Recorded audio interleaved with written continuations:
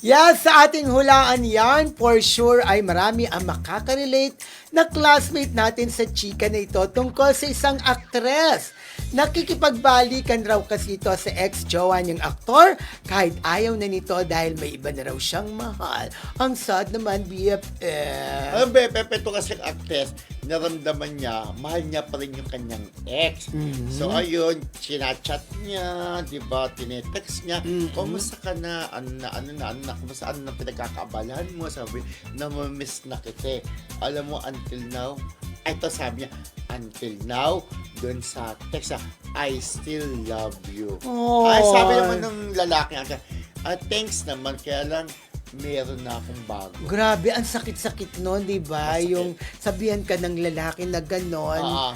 Diyos ko, parang ako hindi ko kakayanin yun. Ikaw kakayanin mo kaya Hindi yun. rin, syempre. Di ba? Pero Madyokit. minsan kasi, di ba, hindi naman agad nakaka-move on. Pero alam mo, friendship, ilang taon na rin naman silang hiwalay. Siguro may mga 2 years na. Pero siguro, parang dito sa babae, ay talagang siya pa rin ang tinitibok ng puso. May nanliligaw, actually may nanliligaw sa kanya, ayaw niyang sagutin. Iba kasi talaga kapag minahal mo Oo. lalo na ng todo-todo, hindi mo talaga Bakit? makakalimutan. Parang sabi nga ni Rupa, may todo na to. Di ba? Oo. Pero yun nga, ang sakit nga lang sabihin na meron na akong ibang mahal. Na parang gusto niya sabi, mag-move on ka na rin. Kung may manligaw sa'yo, sagutin mo na, di ba? Kaya lang, actually may nanliligaw sa kanya dito sa girl, pero wala siyang sinasagot. Kaya diba? daw itong actress na ito ngayon, lungkot-lungkutan palagi, no? Correct. Parang hindi niya talaga matanggap na ayaw niya sa kanya ng dating niya. Actually, ang mali lang, ang pangit lang dito, ha?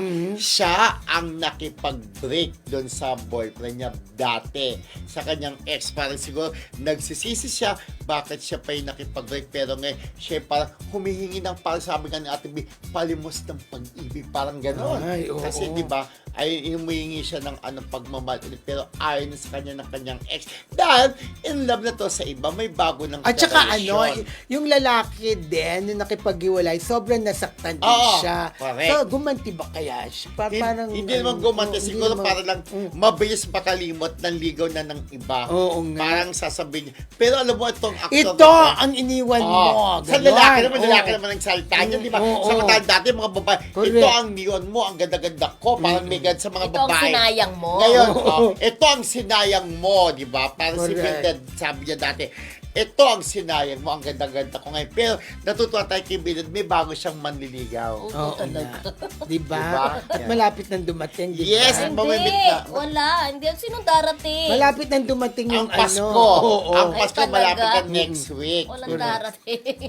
Kung baga, saan darating ang umaga pelikula ni Marcel at Raymond Laucheco, Nida Blanca at Nestor de Villa? O ito, Yun yun. sabi daw ni Marcelita ng Ah. UK, si Mars, ano daw ang clue? At Diyan ito, sa actress na yan. At ang clue, Ate Cecil Pili, Ate Evelyn Chiu, Ate Lina Moreno, ang clue nitong actress na ito Oh.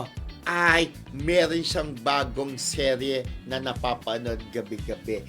Maganda pa rin siya. Kung sino doon sa mga nagbibida sa serye ngayon na napapanood nyo, wala pang jowa, yun yun. Ay, naku, for sure, nahulaan niya ni Ate Lorna Anselmo. Yes, Ate Lorna Anselmo, Merry Christmas. Hello po. Okay.